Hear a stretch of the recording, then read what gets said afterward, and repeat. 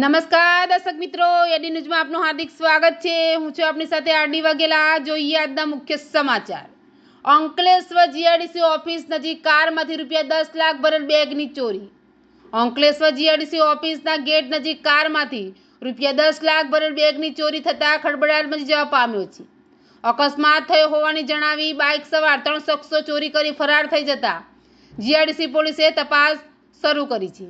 અંકલેશ્વર જીઆઈડીસીમાં આવેલ જળદર્શન સોસાયટીમાં રહેતા અને કોસંબણીની સરગમ રેસિડેન્સીમાં શક્તિ એન્ટરપ્રાઇઝમાં એકાઉન્ટન્ટ તરીકે ફરજ બજાવતા ધવલ ભટ્ટ ગત રોજ અંકલેશ્વરની પ્રતિન ચોકડી વિસ્તારમાં આવેલ સિલ્વર પ્લાઝા સ્થિત આરકે આંગણિયા પેઢીમાંથી ₹10 લાખ લઈને તેમની કારમાં શક્તિ એન્ટરપ્રાઇઝ તેમની ઓફિસે જવા નીકળ્યા હતા। આ દરમિયાન જીઆઈડીસી ઓફિસના ગેટ નજીક બાઇક સવાર 3 શખ્સોએ તેમની કાર પાસે આવી અકસ્માત થયો હોવાની જણાવી તેઓ સાથે માથાકૂટ કરી હતી।